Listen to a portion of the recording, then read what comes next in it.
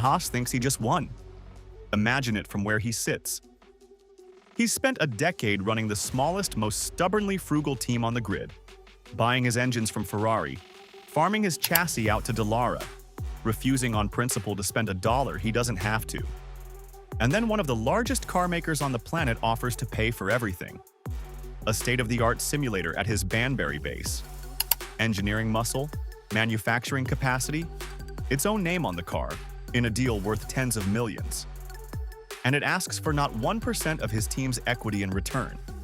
From that chair, it looks like the deal of his life. He kept his ownership, his independence, and someone else picked up the bill. He thinks he outsmarted the entire paddock. The trouble is that what Gene Haas reads as a sponsorship, the people on the other side of the table may be reading as something else entirely. If you want the version of this story that doesn't fit on a press release, the one about what a partnership like this slowly does to the team that signs it, stay with this and get subscribed, because the most important part of this deal was never written in the part Gene Haas was looking at. This is the story of how the most patient operator in modern motorsport may have quietly handed away the one thing a team owner is never supposed to give up, and how he might not realize it until the names on the 2027 driver contracts are no longer entirely his to choose. To see how that happens, look at what a team like Haas actually is: an operation that survives by outsourcing almost everything that costs money. It is, by design, the leanest team on the grid, winning by spending as little as possible on the parts everyone else builds in-house. That model has a hidden cost, and the 2026 rules exposed it.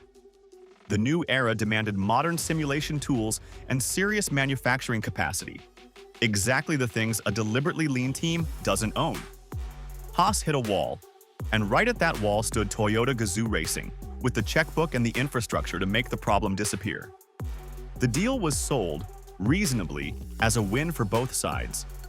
Toyota's technical partnership with Haas, first signed in October 2024, escalated into a full title sponsorship for 2026.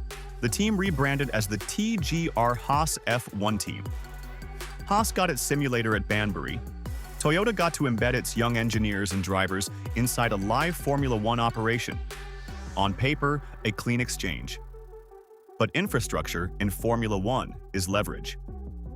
And Gene Haas has now quietly handed his team's operational survival to not one corporate giant, but two. Ferrari sets the mechanical baseline, the engine, the gearbox, the parts the car is built around. Toyota now controls the digital development and the manufacturing capacity. Two of the largest names in the automotive world, each with a hand on a different lever of the same small American team. And here's the quiet problem with funding your survival through someone else's checkbook. Sooner or later, they expect a return they can see. Ferrari already takes its return in plain sight. It uses Haas as a finishing school for its academy drivers, which is the entire reason Oliver Behrman, a Ferrari Jr., sits in one of the cars.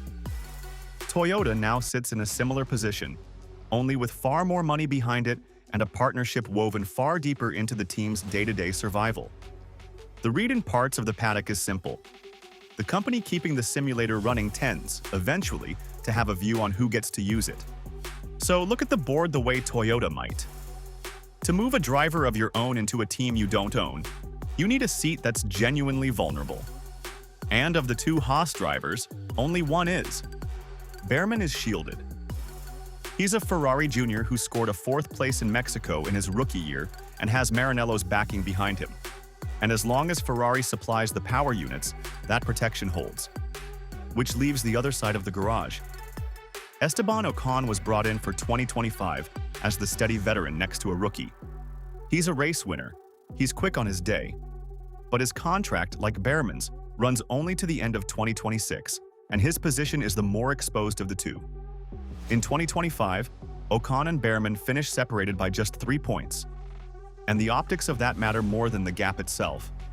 When a seasoned race winner can't decisively pull clear of a second-year driver, his value in the market quietly erodes. In a tight midfield where every points finish is fought over, a veteran trading inconsistent weekends with a rising younger teammate is exactly the kind of driver a results-hungry title sponsor, one now paying tens of millions to have its name on the car, starts to look past. And crucially, Ocon has no anchor inside this new structure. He's not a Ferrari Jr. He has no tie to Toyota. He brings no fortune of his own. He's a contracted racing driver in a seat that, when the music stops, nobody powerful is obligated to protect. That's the vulnerability. Now watch how the ground gets prepared. Toyota's first move was so quiet, it barely registered as a move at all. Using the sport's testing of previous car rules, it ran its own drivers in the year-old Haas, Ryo Hirakawa, a 32-year-old world endurance champion, alongside fellow Japanese racers Ritomo Miyata and Sho Tsuboi. 14 days of private running across 2025 at circuits like Fuji, Imola, and Silverstone. For 2026, that arrangement got a formal name, the TGR Haas Driver Development Program. On its surface, it does exactly what Toyota says. It gives Japanese drivers real Formula One mileage. But almost nobody in the paddock believes a 32-year-old endurance specialist is about to make a full-time Grand Prix debut. So if Hirakawa isn't being lined up for the seat, what is all that mileage actually for? Here's the reading that makes the pattern click. He isn't the target. He's the precedent. Every test day, every trackside engineering briefing his presence sits inside. Every line of simulator correlation his running establishes between Banbury and the track. All of it quietly proves something. It proves Toyota can put a driver of its choosing in that car, on its schedule, inside that team's operation. The hard part of a takeover isn't the final move. It's establishing that you're allowed to make moves at all. Think of it the way a chess player thinks several turns ahead. You don't win by grabbing a piece on move 1. You win by quietly arranging the board so that, when the decisive moment arrives, only one outcome is even possible. Every test day normalizes Toyota drivers in Haas overalls. Every engineering briefing normalizes Toyota's voice in the room where car decisions get made. Hirakawa isn't filling the seat. He's warming up the machinery that decides who fills it, so that by the time a real candidate arrives, putting a Toyota-chosen driver in a Haas has already stopped feeling like an intrusion and started feeling like routine. Which raises the obvious question. If not the endurance veteran, then who is all this groundwork actually for? Look for a driver who is fast, proven, Japanese, and stranded. And one name answers all four at once: Yuki Tsunoda. And his situation right now is exactly the kind of opening a project like this waits for. After years in the Red Bull system, Tsunoda was finally given the senior seat alongside Verstappen partway through 2025. And after a difficult run, was demoted at the end of the year to a test and reserve role, replaced by Isak Hajar. His career has been funded and shielded, his whole way up, by Honda. But Honda has now left the Red Bull orbit entirely to become the works engine partner at Aston Martin, and Aston's race seats are taken by Alonso and Stroll, with a third driver role already filled. Honda's golden boy can't follow Honda through that door. So by 2027, Tsunoda is set to be a genuinely fast, deeply experienced Formula One driver with no manufacturer behind him and no clear way back up inside the system that raised him. In the cold arithmetic of the driver market, that's a rare thing. A proven point scorer, available, and unattached. A stranded asset. And here the shape becomes hard to unsee, because for Toyota, bringing Tsunoda into TGR Haas would land 3 blows with one signature. It would replace an exposed veteran with a younger, faster proven driver, lifting the team's ceiling. It would put a Japanese star on the grid under the Toyota banner, precisely the goal chairman Akio Toyoda has pointed at from the start. And it would do something sharper still. Take Honda's most successful modern protege and rebrand him in the one market that matters most to both companies as a Toyota driver. In the decades-old war between Japan's two great car makers, Toyota and Honda, rivals across every arena they've ever shared, from showrooms to racetracks, that last move isn't business, it's personal, and it matters who's making it. Akio Toyoda isn't a distant executive who treats racing as a line on a marketing budget. He races himself. He rebuilt Gazoo Racing from a passion project into the operation that now wins Le Mans and rally titles almost at will. For a man like that, taking Honda's brightest modern talent and turning him into a Toyota driver isn't a transaction to be delegated.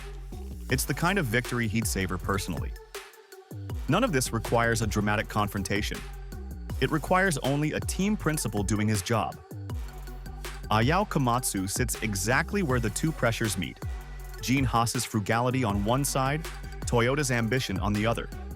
He's a pragmatist, and he knows the brutal truth of the 2026 era. To stay competitive, he needs Toyota's simulation, its people, its manufacturing. He has also, tellingly, refused to rule out a future move for Tsunoda, saying only that 2027 is so open and that he can't comment on a driver who isn't his yet. When the survival of the team and the demand of the sponsor point the same direction, a pragmatic team principal doesn't fight it. He facilitates it. Now, the honest counterweight, because it matters. None of this is confirmed, and there's a real case on the other side. Toyota has stated repeatedly that its goal is developing people, drivers, engineers, mechanics, not seizing control of a team. Haas has insisted it isn't for sale and that it runs its own affairs. Ocon could rediscover his form and make the seat his own. Tsunoda might land elsewhere or rebuild at Red Bull. The Fornaroli test the McLaren Junior Haas has been evaluating might be exactly what it looks like rather than a diplomatic courtesy. Every individual piece here has an innocent explanation. The argument isn't that any single move proves intent. It's that, lined up in sequence, they point with uncomfortable consistency in one direction. But that's exactly why the position Gene Haas has built is so precarious, because the leverage doesn't depend on a signed plan. It depends on dependency. If Toyota wanted Tsunoda in that car for 2027, it wouldn't need to threaten anything. It would only need the team to understand what it has to lose: the simulator access, the engineering support, the manufacturing pipeline, the funding holding the whole modern operation together. A team built on someone else's infrastructure doesn't get overruled. It gets quietly steered by the simple gravity of what it can't afford to lose. So sit with where that leaves the man who thinks he won. Gene Haas believes he rented out his name and kept his kingdom. But you can keep every share of a team and still slowly stop being the one who decides what it does. If the things that keep it alive all belong to someone else. He was looking at the balance sheet. The leverage was being built somewhere he wasn't looking. Which is the real question hanging over all of this.